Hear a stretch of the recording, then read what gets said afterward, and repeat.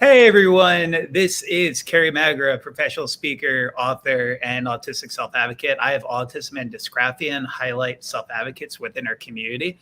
And I'm so excited to be here with all of you today to talk to our guest, Brielle Williams. Now, Brielle is an amazing autistic individual. She, ironically enough, was one of our Making a Difference for Autism Scholarship Winners. So Brielle is currently a college junior at Brigham Young University, where she's studying psychology. She's the school's young adult mental health research team's Autism Advisor and hopes to one day spearhead research at a university herself while being a professor, which is so cool. The oldest of 8 children, Brielle hopes to be a positive role model for her younger siblings, specifically her siblings who also are on the autism spectrum. Brielle, thank you so much for being here today. Yeah, I'm super excited. So, Brielle, tell us a little bit about yourself. And also, I would love just to know a little bit about how did that formal diagnosis go about when you were about 14 years old?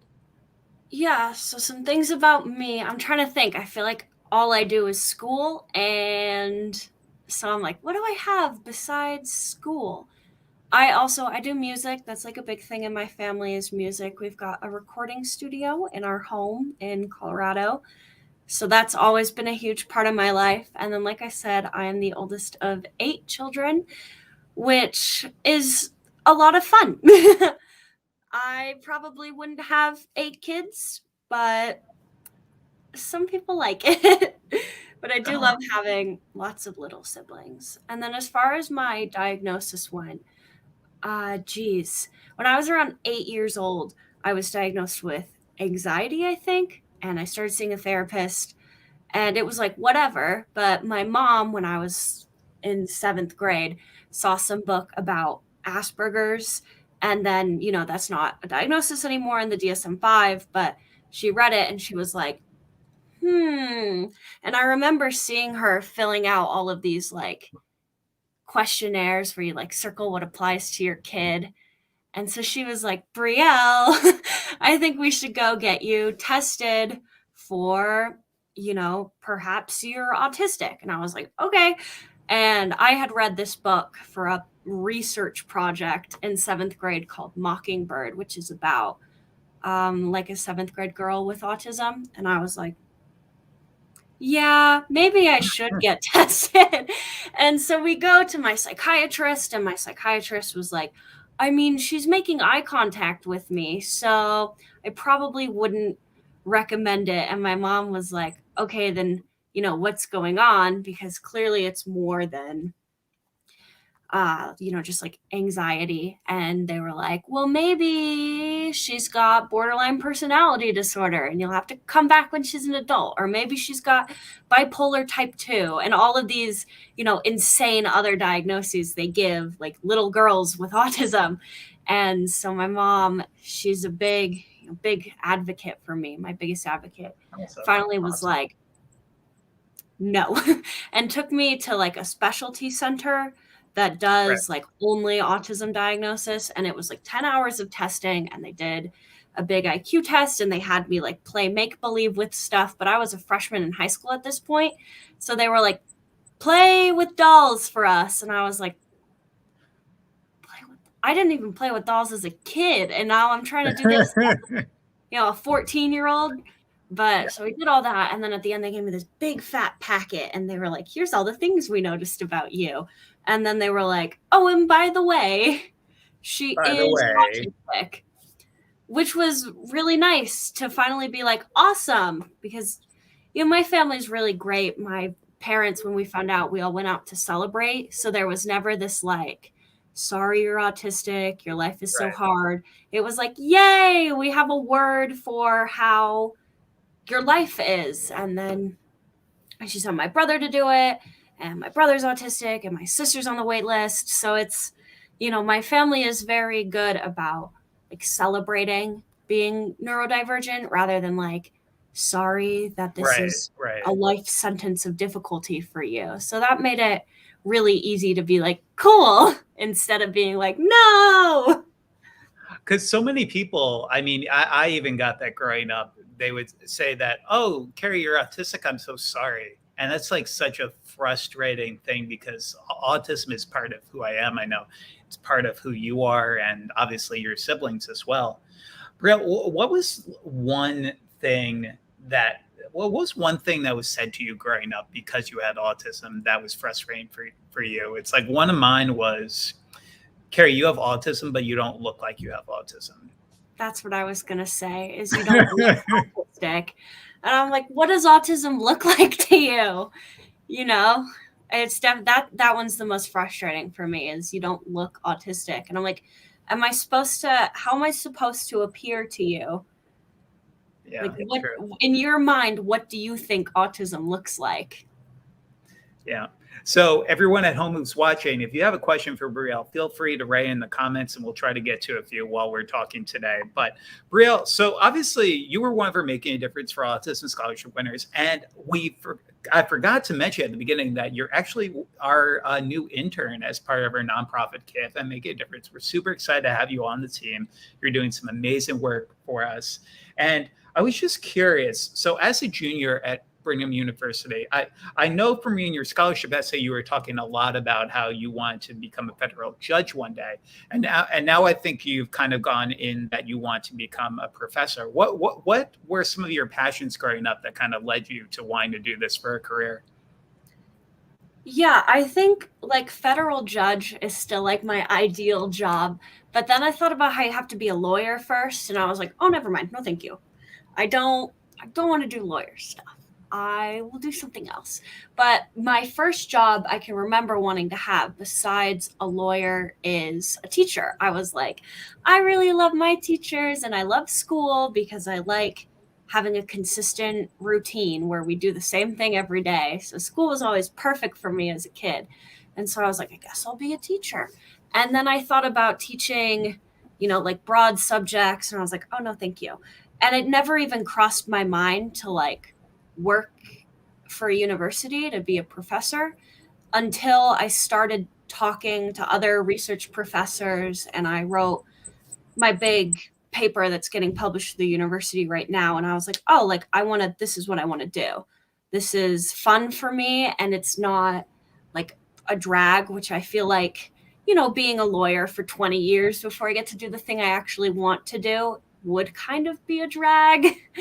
So it's just something I'm passionate about. And I like the routine of school, like I said, and I don't mind public speaking at all, which is 90% of teaching.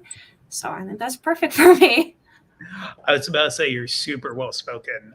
You have a potential career in public speaking, maybe also. Who knows?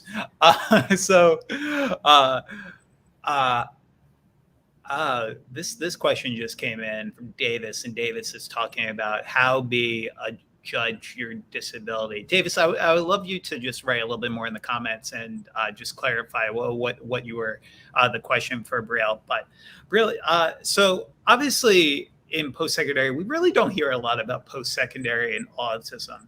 What is one, maybe it is an accommodation or something in particular that has helped you thrive in a post-secondary setting so far that you would recommend to other students who might just be starting off in their process? Yeah, my school has an accessibility center and it's like a big thing. And so I went through them and I sort of, what did I do? I had to send them a bunch of information and then they gave me like a big letter to send to all my teachers that is like, I am autistic and here are some things that are different and here's what I'm going to need. So I have special accommodations. I can take longer on assignments. I can take stuff on certain classes. I can have all of the presentations sent to me specifically. I don't get graded on attendance like other students do. I can take tests in private rooms instead of we have like a huge testing center, which is, whew. So that was like really nice for me. And I didn't get those until my second semester. My first semester, I didn't even know that was an option. And then my second semester, one of my teachers at the end of my first semester was like, hey, like you've talked about some of the issues a lot. I think you should reach out to the accessibility center and see. And they already had all my information for housing. And so I was like, yeah, okay. And all of the accommodations are really helpful for me. Even if I don't necessarily like use some of them, it's nice to have them as a fallback. Yeah, no, I agree 100%. Because when I was going to Seton Hall University for my undergraduate, I did not know like disability support services was really a thing and that I could receive reasonable accommodations. So I think part of the process that I hear from a lot of parents about is that their child doesn't want to necessarily disclose their diagnosis because they think getting accommodations is like a crutch. For people who might have that mindset, what would you say to them just based on the accommodations that you've been able to receive so far? Because they seem to be working and you seem to be doing really well. My accommodations person told me that when you're autistic, that's like adding another it's like adding another 3 credits to your course load because it's another thing you have to struggle with.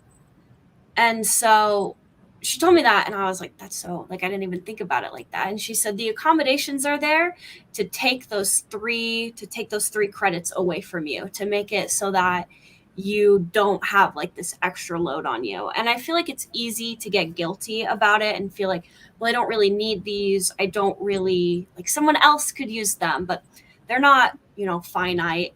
Anyone can have them that needs them. And I feel like even if you don't think you're going to use them, or if you feel like I can do fine without them, it's good to have just in case you need something to fall back on. Like, I turn in all my assignments on time, but I can still, if I ever have a day where I'm like, I can't do anything, I can still be like, can't do anything. And then my teacher's like, cool, turn it in a week. And that's fine. Wow, that's awesome. It's just a positive. No, that's great. We have some great questions coming in, so let's go to one. Whitney writes, "Hey, Whitney, how you doing? How do you guys feel about the terms high functioning or severe? I always get, well, I hope your sons don't have severe autism or they have autism. What's their superpower?" Have you dealt with functioning labels, Brielle, and how do you feel about them? I mean, as someone who's studying psychology, to have a diagnosed disorder, you have to be lower functioning than the average person. It has to affect, I wouldn't say average, I guess neurotypical people. It has to affect your day-to-day functioning. So like, I prefer the actual diagnostic terms, which are needs support, needs more support, needs a lot of support, over functioning, because I am not high functioning in society. Like, I need help from people. So I feel like, not that it invalidates my struggle, but it kind of makes it so it's like, oh, well, to me, you seem fine. So Right. you are high functioning.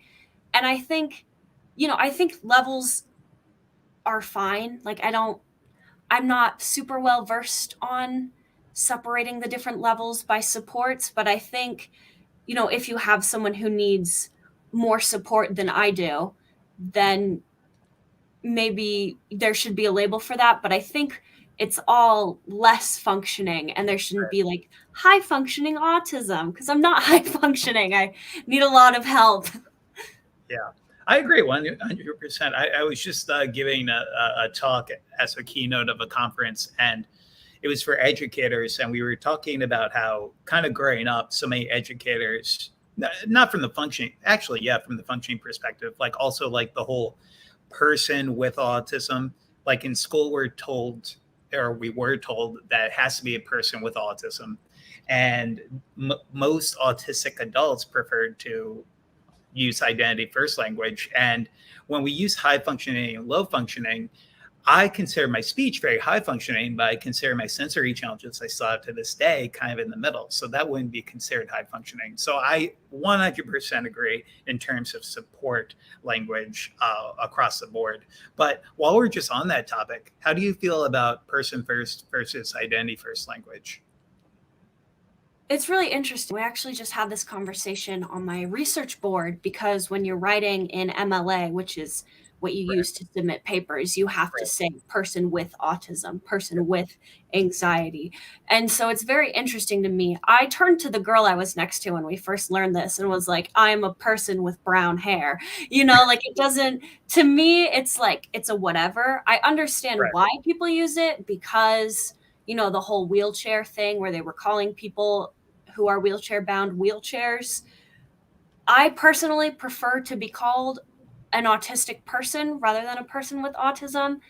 And I think it's hard to be like, this is the term we all need to use. But I think we shouldn't try to like police other people's using because, some people prefer to be called a person with autism and some Yep. people prefer to be called autistic. And I think that's fine either way. I have my preference and I'm sure other people have different preferences.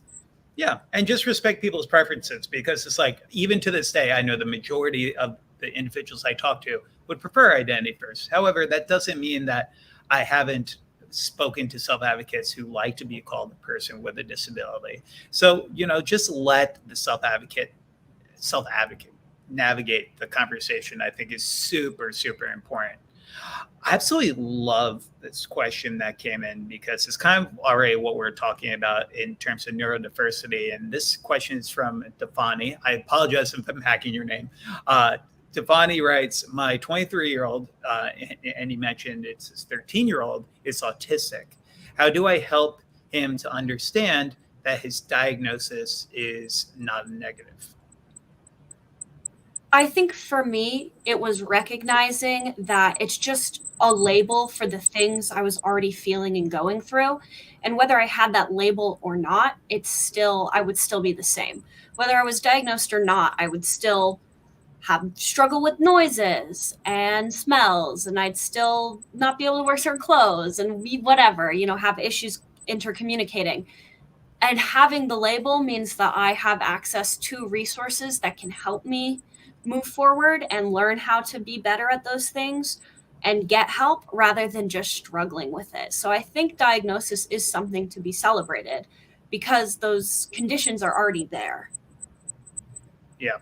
It's so funny how so many people just come up to me and they say that, like, for example, there was a BBC article that just came out recently that said that baby therapy can help reduce autism symptoms. And not symptoms, autism together. And I just thought to myself, it's like, you're born with autism. It's not something that's developed over time. Granted, in some environmental situations, we have some people who would say it, but I feel like we just need to be more mindful that the diagnosis is there, and the person who was your child before the diagnosis is still going to be the same person after the diagnosis, and just look at their strengths and challenges just like anybody else.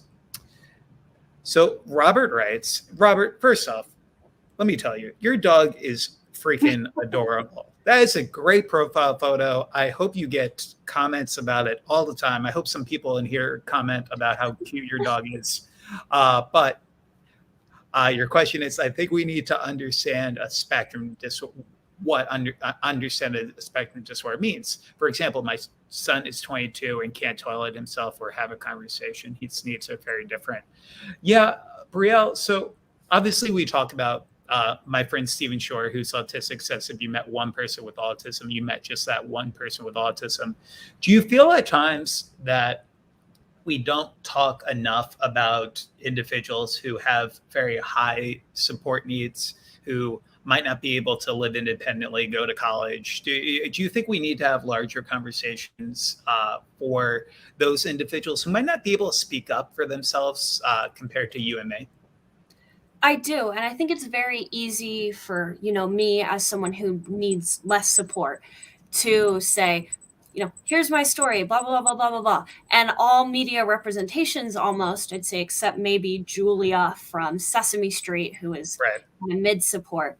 Most media representation I've seen is people who have similar support needs as me.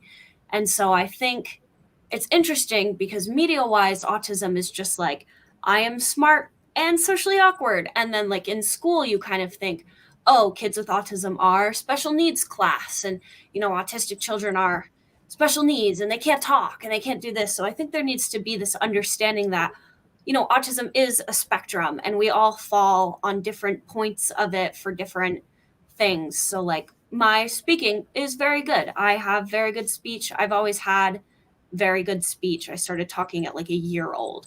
I'm very high on speech, but I have very poor like sensory input. I have to like always be touching things. So that would put me lower. And I think understanding that people have needs that are different, but it's still the same disorder. I can't remember who it was, say that autism kind of exists in the extremes. So you're either like hypo or hyper for a lot of things, and understanding that the combinations can make different needs and make different people while it also being the same diagnosis is both interesting to me, and I think it is, a good way to think about it. Yeah, I love that. Rachel writes in and Rachel asks, hey, Rachel, also, along with the dogs, your babies are cute also. My goodness. For people who are coming up with their profile photos, I'm just going to commend you right off the bat. But Rachel writes, my daughter is 4 years old and was diagnosed as autistic at age 3. Now that she's in school, she shows signs of ADHD as well. How do you feel about the movement to classify ADHD and autism under the same diagnosis? And Brielle, before you mention that, or before I ask you your opinion on this, Rachel, what I will tell you just from what I know is that a wide percentage of autistic individuals also have an ADHD diagnosis, but the actual rate of dual diagnoses in our autism community is very high. So we're not only talking about ADHD, but we're talking about ADD, epilepsy, anxiety disorders. The list really goes on and on. So I don't think it's necessarily about classifying ADHD and autism under the same diagnosis. I think it's more on the lines of we're realizing that a lot of these individuals have those dual diagnoses, and we're doing a better job of seeing signs of one diagnosis and seeing signs of another diagnosis as well. Brielle, what are your thoughts on the whole autism and ADHD, if you have anything specific? Well, it's really interesting. So I am autistic and I don't have ADHD. I've been tested. I have a brother who has autism and ADHD, and then my partner has ADHD, and that's it. And we've all been like tested for both of them. And so it's really interesting to see the interplays and what, because I'm not, I don't have ADHD, and I almost said I wish I did. I don't. I have a lot of overlap with some of the ADHD symptoms, but when you get into it, I don't have like the major ones required for diagnosis. My brother has both, which makes him very interesting because he has that whole like need to do something, but the inability to do it at all times. And I think it's different, that's different than mine, but our autism stuff is the same. Like, not exactly, but we are genetically so similar that what we experience with autism is very similar. And then my partner, who just has ADHD, if you look at us, the two of us, or my best friend in high school had ADHD, we are very separate. Like our symptoms are very separate from each other. But I do think that because they're both like neurodivergent disorders, it makes sense to classify them in the same like field of disorders, but not necessarily combining them into one thing, just because there are differences. Like I cannot be medicated for ADHD, and if we combine them, I could be, and that would be probably maybe detrimental to me. Whereas people who can be medicated for ADHD, I think, need that separate diagnosis to be able to access medication. I agree 100%. And it brings up an interesting just thought that I have about the whole dynamic between genetics and autism and family members having autism. Now, Brielle, you mentioned that you are the oldest. Yes. Do you think the fact that you were diagnosed at 14 helped at all with your siblings and your parents kind of realizing that your siblings might be on the autism spectrum too? Yeah, I mean, my mom has her master's degree in special education, specifically autism. So she is very It's very, she like sees any of us and she's like, ooh, sensory difficulties. You must be autistic. And like, she's been right so far. So far, she's pointed out the right kids. So I think she's doing a good job. But it is definitely interesting to see like how many of our siblings are autistic. And it makes me wonder, like, which of my parents, which one of you did it come from? Where, it's just very funny to me. But I do think it's interesting. There's actually, no cemented link in genetics. Like, people still aren't sure what causes it. And they know it's not fully genetics because some identical twins, some will be autistic and some won't. So it's super interesting to me to think, like, what do I have that my brother right below me doesn't have that makes me autistic and him not? Right, because it's not a proven science. I mean, statistically, there is some correlation to that, but also at the same time, I mean, it's really unknown what is that exact link. So that's a great point to bring up as well. So we have a few questions coming in. Again, everyone, my name is Carrie Magra, professional speaker, author, and autistic self-advocate. I'm here with Brielle Williams, incredible college junior at Brigham Young University, who's doing some amazing stuff in her life. If you have a question for her, write in the comments. Don't forget to share this video as well so we could get more people to hear more about Brielle's story. So one comment that actually came up, and I got to scroll up a little bit because I didn't want to forget about it, comes from Haley. Hey, Haley. And Haley writes, "That's what people say about my son. He doesn't look artistic or autistic. And I think, why do you say that you could work supposed to look like?" Yeah, no, I think one question I was thinking based on this comment that I wanted to ask you, Brielle, is the whole, because we just were talking about people with more support needs. What about individuals who have invisible disabilities? Have you seen just from your own day-to-day experiences kind of just a hard time receiving supports, even though you kind of mentioned you already receive accommodations, because a lot of people might just come up to you and say you don't look like you have autism? Has that hindered you receiving any form of accommodations currently right now in your life? In high school, it did. In high school, my school did not give me accommodations. And I would try to talk about being autistic. And I legitimately had a girl like come up to me and tell me, like, you're not disabled.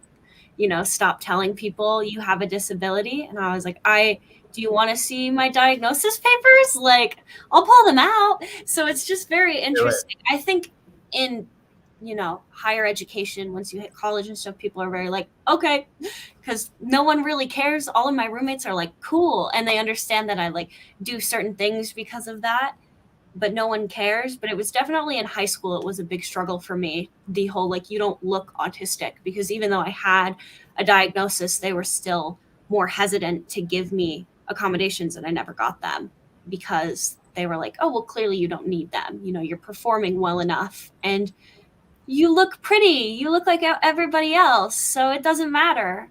That's not okay. I get that one too. I get the, you can't have autism. You're handsome. And I'm just like, what are you talking? Like, I just think about, like, we have like autistic adults who are now models. We have autistic adults who, I mean, are like Rachel Barcelona, one of our other Autism Scholarship winners. She was the first woman with autism to ever compete in the Miss Florida pageant, and it's just doing so much amazing stuff in fashion. And I just think about all these stereotypes that we still have going on. They're really, really frustrating. I love this comment that just came in from April. April writes, "The term neurodiverse is very diversive. The spectrum is a rainbow with many shades in the prism." I absolutely love that line of thinking, April, because Brielle kind of mentioned it already about the line. I think it is a line, but many times it could also be a circle of different characteristics and traits based on Roy G. Biv, the color line. The color line. So some people call it a circle, some people call it a line. I absolutely love your perspective. Thank you so much for sharing that. Whitney writes, Whitney has another question. Hey, Whitney writes, oh, wait, no, it's not a question. It's just a comment. She writes, I question this all the time. I have a 15-year-old son who's on the autism spectrum, 13-year-old, not then a 7-year-old on the spectrum, 1-year-old, no reason to think he's on the spectrum. My sons are very different, though. Their strengths and weaknesses are vastly different. So, Brielle, we were talking, you mentioned Julia for a second, and I wanted to just piggyback off of that for a minute. I'm an autism entertainment consultant, so I work with our entertainment industry to bring realism portrayal of disability to our entertainment industry. What would you suggest if you could just have a minute with like a major television company to tell them about some of the stereotypes we're seeing out there about autism in the media?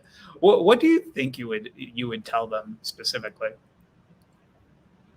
I would definitely tell them I am tired of their portrayal of what I call like white man autism, which is like, what is it, like Sheldon in the Big Bang Theory, very like, I am very smart and a jerk, but I'm a jerk because I have autism.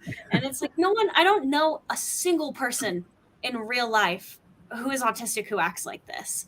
Yep. And there is definitely a whole, it's weird to see people try to display autism in that way. Or I'm trying to think of another, The Good Doctor. I watched like 2 episodes of that show and was like, I can't do it anymore. Or Atypical, I think, is another one where it's like the same portrayal of autism over and over again. Like, I am very smart. I am super smart, but I am bad at people.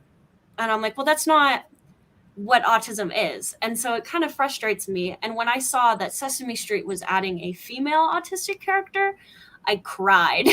I started crying when I saw the 60 Minutes. I was so excited. Oh, I love that. I'd never seen a female autistic character in media before. Or I watched a show on Netflix called Glow Up, and one of the contestants was, a female autistic. And I was like crying when she showed her first thing. I was like, that's me. I think it's good to get different types of autism. I've never seen someone who needs more support in a TV show before. I've only ever seen the same portrayal over and over again. Yeah, I agree. I just feel like how in the 80s we had Rain Man, and it felt like just so stereotypical too. I mean, I like Freddie Highmore, the actor who plays the Good Doctor, Sean Murphy. But also at the same time, it's like we're going back to the Fojag memory. We're going back to the a savant. And it just feels outdated, especially when we have groups such as the BIPOC community in the autism world. And BIPOC, I'm talking about people of color, I'm talking about LGBT community as well, who feel underrepresented, especially in terms of entertainment. And we keep seeing projects that are white male, white male, white male, white male. I would love to act one day, but I realized that white male, white male, white male, it's like it would be really, really terrible to not kind of branch out a little bit more. So we have a great question that came in. And this is about explaining a diagnosis to somebody. So, and again, with profile photos and like really nice quotes and memes as part of your profile photo. I like it. Emmy writes, my daughter was recently diagnosed. I want to explain her diagnosis, but I'm not sure how to explain it. She's 7 and also has ADHD and learning disabilities. So, Brielle, how did your parents explain? Well, you were obviously 14 at the time. So did you know about the diagnosis as soon as your parents knew? Yeah, so I was actually in the room when they explained all of this stuff to me, and they like gave us the packet. So I found out the exact moment my parents did. And it was something that I'd like known since I was like 12, but we were just waiting to get results back finally. So it was a nothing for me. It was like a cool for me. My brother, however, was not in the room and did not know. He was, I think, like 9 or 10 when he was diagnosed.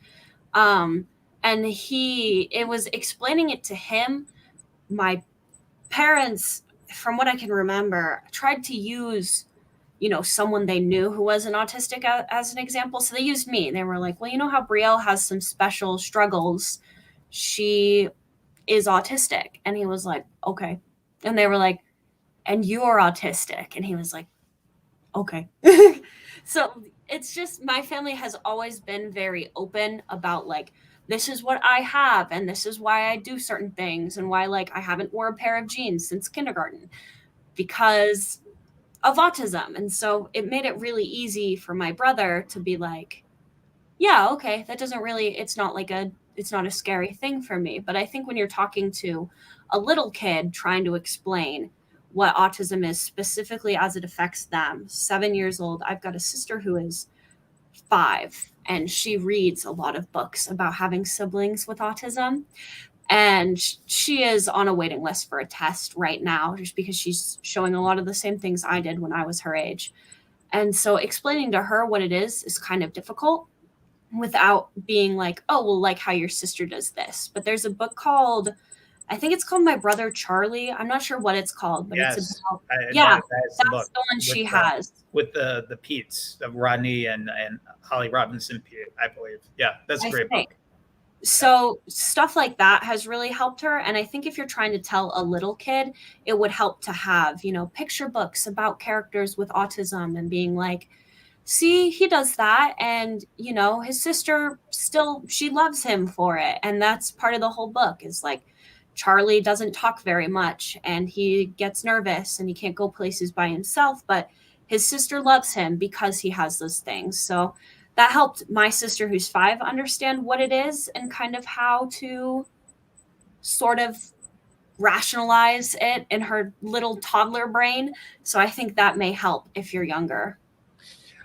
I love that because also I recommend to so many families about Sesame Street and Julia, especially for girl autism.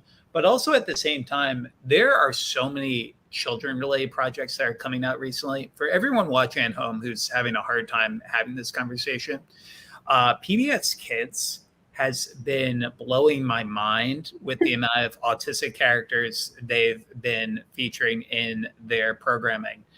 Daniel Tiger's Neighborhood, which is basically just Mr. Rogers, but with a tiger in a classroom, which is really, really cool for younger kids. The teacher's family member is one of the students who's also autistic, a Black autistic character, which is great because, again, we don't have enough representation of people of color who have autism in our entertainment world. And then also Hero Elementary, which focuses on AJ gadgets. We actually had one of the creators of Hero Elementary and actually Sesame Street come on to our Facebook page and talk a little bit about AJ Gadgets. He's a superhero who's on the autism spectrum. And that is kind of a great way of kind of just showing the talents people have on the autism spectrum. And they rarely even mention the autism diagnosis, which it's kind of what some of us have in our community. It's nothing too crazy either. We had a question come in about stimming. I'm having a hard time finding it in here, but what I will say to everyone watching at home who's having kind of just a difficult time with stimming is self-regulation is so important for autistic children and autistic adults. I think if somebody's not self-injurious, then what's the harm of stimming? That's kind of my opinion. Brielle, have you had conversations about stimming at all? Yeah, I have. I have a couple like weird experiences. I had one time I had a therapist try to teach me how to not bounce my legs. That's like the stim I always do. I'm doing it right now. I just bounce them up and down. And it's one of those like, is there an earthquake? It was a joke that people would tell me. And I was like, not funny. But I had a therapist try to teach me how to like not do that. And I couldn't not do it. And this was pre-autism diagnosis. She thought it was just an anxiety thing. And like, it's something I have to do. Or in high school, if I'm not, because I'm at like a desk or something and I don't want to like shake all this stuff on the desk or, bother the people around me, I would do like this on top. And I had some kid come up to me and he was like, why are you doing it? And I didn't want to be like, well, I have autism, so I have to shake my hands to regulate my. And so I was like, oh, I like just have to do it. And he went, it looks like you're faking it. And then walked away. And all of my friends at the table were like, did you guys hear that? Did you hear what he just said to her? Like, just so funny. But now when I get excited, I do like this one. And so my friends, whenever they see me doing it, get happy because they're like, she's excited, like she's having a good time. So they kind of take them as Brielle is not super great at expressing her emotions. So we know when she does this, she's excited. And it's kind of been turned into a positive thing for me of like, I like that you do that because it helps us understand the state you're in. And once, the minute I'm kind of like, oh yeah, like I have to do this because whatever, or just be like, oh, well, I'm autistic. People are like, okay. And it's not a big deal anymore. But definitely when I was in high school, there was a lot of like nitpicking. And I feel like if it's something you're worried about, you just have to wait to get into like college or adulthood where people are more understanding and less like, that's weird. Because I've always kind of tried to hide my stims, and I haven't done this one in front of people until I got to college, and I did it once, and all of my friends were like, that's cool. And so now I'm not like afraid to hide sort of that stuff. I'm not afraid to be autistic in front of the people I care about, which is really fun.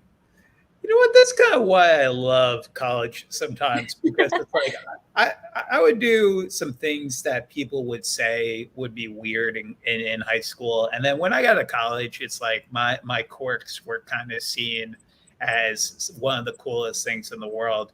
I have a meme that I share a lot of the times called Flappy is happy, because it's like if I see so many little kids who potentially have autism, who don't have autism, who are flapping, and they're just having a great time. They're not hurting themselves. They're not hurting other people. And I feel like a lot of the times we're trying to tell these kids what not to do, and it's taken away and leading to a lot of burnout in the process too.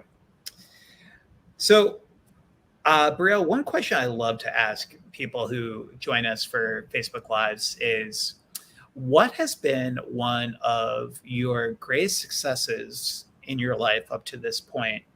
And the other question is, what has been one of your challenges growing up? So maybe start with, what was one of your greatest challenges growing up? And then up to this point in your life, what has been one of your greatest successes or accomplishments?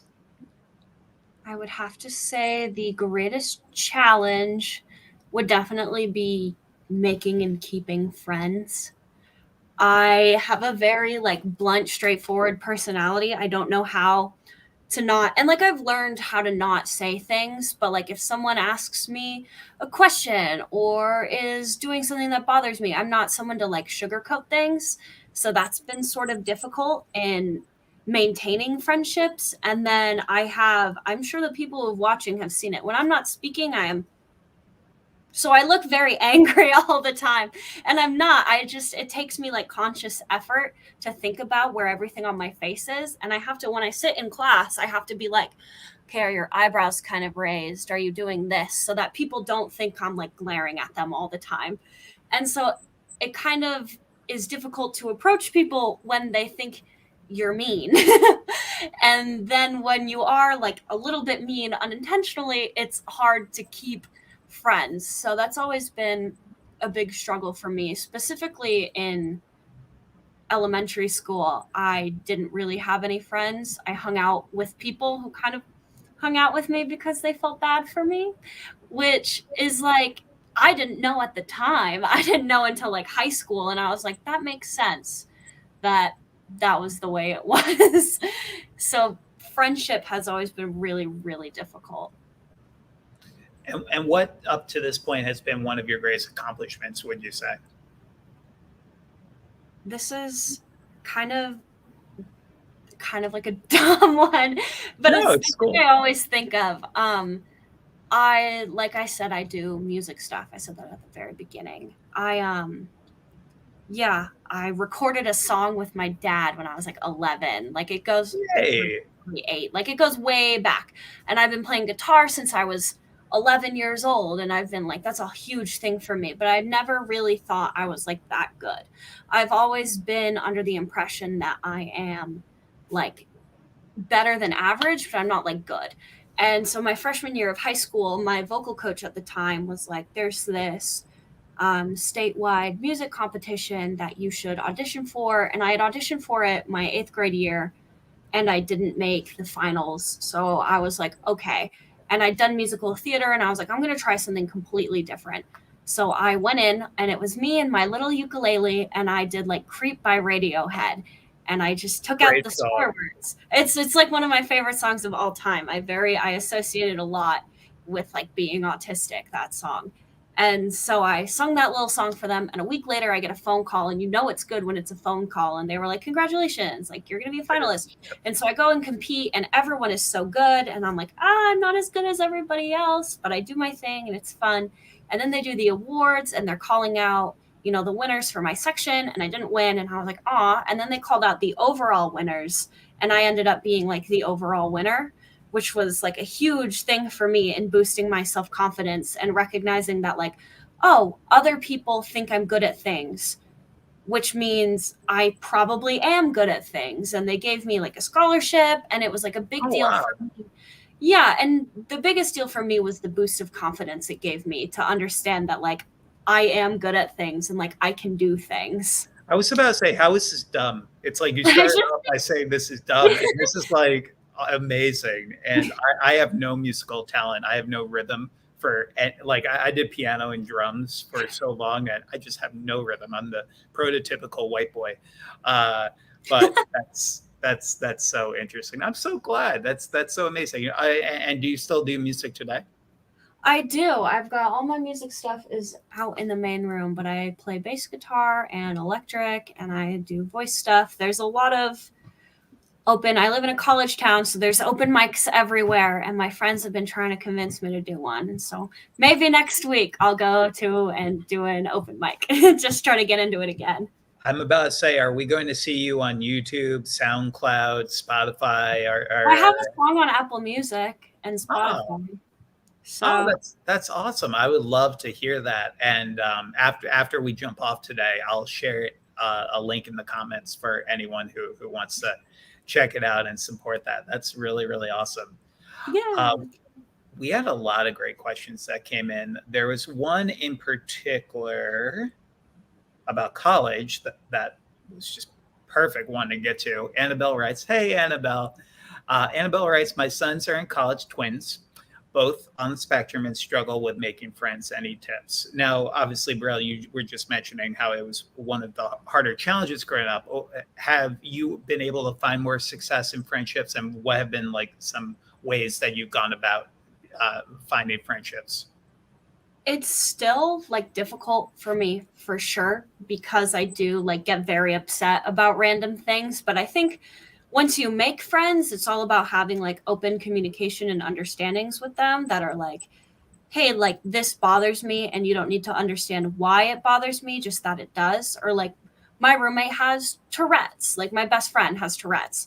And so things are hard for her too. And so we have these mutual understandings that like these are certain things we just both do, and it's okay. And then with making friends, I actually made all of my friends through connecting on social media, because like talking to people in person is very scary for me. It's hard to initiate conversations. So everyone I am friends with, I became friends with because we reached out to each other on social media.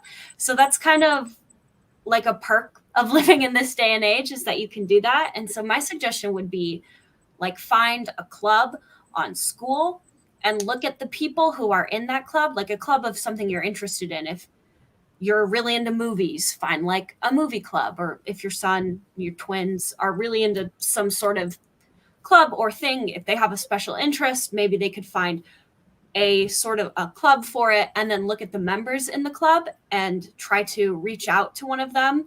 Or just, I don't know if they have social media. My thing is I just follow someone on Instagram, and if they follow me back, I'm like, that is permission to comment on their posts and comment on their things. And that's kind of how I've built friendships with people. but there is like a step in being not afraid to be the person to like follow other people first. Like that's still scary, but to me it's a lot less scary than trying to talk to someone in person for the first time. And so it makes, then when you meet someone in person, it's like we already have this like sort of online connection, so an in-person connection is going to be easier. For Annabelle, who just posted that question, we also have a scholarship program for autistic students for college. It's a partial scholarship. So I'll include a link if your sons are interested in applying. It's for any student who is going to college in the next academic year. So this will be a spring 22 scholarship for the following academic year. So definitely check that out in the comments, and your sons may be able to apply. I would also love to just hear a little bit more about their story, and if they're interested in potentially doing a Facebook Live maybe in the future, that would be really cool as well. I just love this comment because it comes from one of our supporters of our Facebook group, our private supporter Facebook group on here called Carrie's Autism Village, where parents and educators can reach out to me directly for any specific questions. Definitely check out Carrie's Autism Village. And Amy is part of that supporter group. And all the proceeds from that supporter group, by the way, go back to our scholarship fund, our nonprofit, and our initiatives.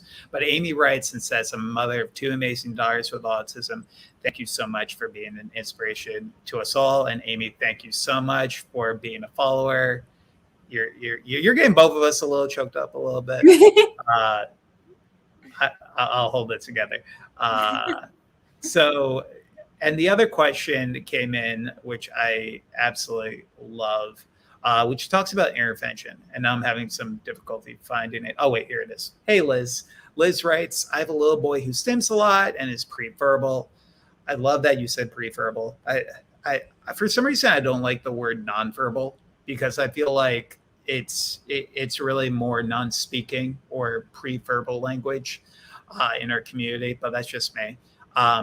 But she continues and says, likes to be alone or with me and his dad. What intervention helped you the best? Brielle, I actually haven't asked you. Did you have any specific interventions growing up being diagnosed at 14? Sort of. I did lots of therapy. I did like school therapy when I was like 8. And so I had different therapists who were like play therapists as a kid, which was really helpful for me. And they taught different techniques while we were like playing games that I still use to this day, like the ragdoll one where you tense your whole body and then let it go, which helped me. And then I did occupational therapy in elementary school because I like could not wear clothes. Like it was I still struggle to wear certain clothing and like put shoes on. Shoes are the hardest for me for sure. Like socks. But we did occupational therapy as a kid, and my little sister's in it right now. And she's 5, she's little. And so that was really helpful for me to be in an occupational therapy, which we did a lot of movement and a lot of stuff because I wasn't super balanced and I didn't have very good flexibility. And so that helped a lot. And I'd say starting your kid in something like that, where it's not like speech therapy or, if he's pre-verbal, doing something where it's more, and not like sit down and talking, more like moving and active. I think that's a lot more helpful for little kids. But because I was diagnosed so late, and not even super late for women on the spectrum, but because I was diagnosed in high school, there was, a missing of a lot of early intervention. Yeah. I would say that occupational therapy was huge for me growing up as a kid. I was diagnosed, for people watching at home, I was diagnosed at 4, and I received occupational, physical, and speech for 15 hours a week starting off. And then I received music and theater therapy starting when I was 6. Fell in love with music. It's terrible. Again, like I mentioned during the live, have no rhythm. But theater was truly an amazing platform and vehicle for me as well. So definitely check out those therapies, but realize that with autism, it's no one size fits all. Just really establish a relationship with your kids, see where they succeed the most, see where they're still having challenges, and then go from there. Michelle writes, Michelle says, I'm autistic myself, and so is my youngest son. And I just want to thank you both for being so open about everything. Michelle, I appreciate that. Oh, goodness. So, Michelle, I would definitely love to hear more about your story as well. If you're ever interested in potentially doing a Facebook Live, I'll include a link so you can check out, and maybe we'll get to highlight your story next. We've been blessed to have the opportunity to have just a little bit over 214,000 Facebook followers. So every one of these videos gets seen a few thousand times. So we really just want to break down barriers, try to avoid some stigmas in our community as well, and just also highlight individuality in our community. We've highlighted over 150 incredible self-advocates over time. Annabelle writes, thank you. What's the name of your private group? Annabelle, I'll include a link in the Facebook comments. It's just Carrie's Autism Village. If you go to Carrie's Autism Journey, you're going to see a blue button that says Become a Supporter. If you click that, you'll be able to join the group and ask any specific question that you have. We had one other question that came in about bullying, and now it's so far up at this time. All of you have been giving so many amazing questions. But Brielle, I know bullying is where we're just about to hit October, which is National Bullying Prevention Month. Have you ever in your life dealt with any bullying challenges? And if so, what were some things that helped you when you were going through that? Yeah, I don't necessarily like saying bullied. I feel like that's a word everybody uses now for when people get like picked on. But I was definitely bullied. I was really big into theater, and I had been dating one of the boys in the department. And when we broke up, he kind of told everyone like, she's crazy, she's insane. And everyone started to like see all of my actions through that lens. And I was kicked out of the group. I had to quit theater because they made it so miserable for me. And so my senior year of high school, I was like alone because I was like all my friends. And they would like show up at my house and leave things on my doorstep. Like it was insane, the lengths that everybody went to. And so for me, it was having a strong family support system that made it big because the school didn't do anything about it. I like told different teachers and I submitted different reports, and they were like, that's crazy, get over it. And I was like, okay. So for me, it was having like a very strong familial support system was super helpful for me. My parents and I are really close. So that made all the difference. And then I have, siblings I'm really good friends with. That was also helpful. Yeah, I truly believe it takes a village. I was also bullied, and I do agree that I feel a lot of times the definition of bullying is also like all over the place, because when somebody is like beating you up, it's not bullying, it's assault. I feel like people just rope in bullying as kind of just the one universal action, when there are so many actions that could be going on, from physical to verbal and so much. And now we give talks in schools about bullying because we realize it's so prevalent. One of the things I will say is that just speak up. If you know of a bullying situation happening, don't necessarily think that you have to go through it alone. Speak up, talk to an authority figure. If you are worried about the repercussions, try to just have a strong friend support system in any way you can. And also realize that bullying is just really an imbalance of power. So if somebody calls you dumb, say, I know I do dumb things at times, because let me tell you, once I started doing that when I was in school, bullies wouldn't know what to say, because they were like, well, I guess you're ugly. And I'm like, well, yeah, some days I have bad hair days. And like that, like literally just taking it in stride can make a huge impact. So we're right at about an hour. And again, everyone, my name is Carrie Magro, a professional speaker, author, and autistic self-advocate. I'm here with Brielle Williams, who is our new KFM Making a Difference intern. She was also one of our scholarship winners and is doing some amazing things at university. So, Brielle, is there anything else you would like for people at home to know about your story?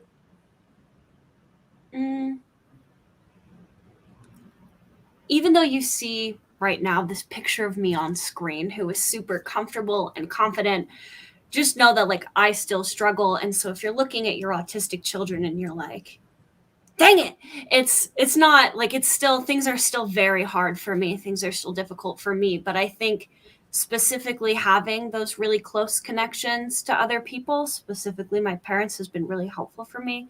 And so I think if you have children with autism, like make sure you guys are friends. That's my biggest advice, is like being friends. It's hard to be friends with like a little kid, but once they hit teenage years, make sure you're like friends with them, because that has like helped me immensely. You know, like my mom is my favorite person. Like I love her so much because we are so close, and she has always been someone for me to fall back on. Awesome. It's very, very well said.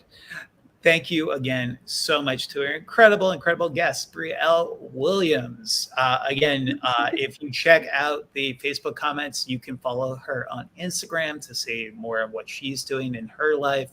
She has a very bright future ahead of her. She's helping us with her nonprofit, KFM Making a Difference. You can follow us at kfmmakingdifference.org. Consider giving back to the cause. We've given out 100 scholarships for autistic students to go to college and provide small grants to many different small businesses that hire people with disabilities, along with other disability initiatives. And if you know of any self-advocates that want a platform to share their stories, definitely write in the comments. Let us know if you know of anyone, and get excited for the next Facebook Live. And again, thank you all so much for joining us. Have a great rest of your day.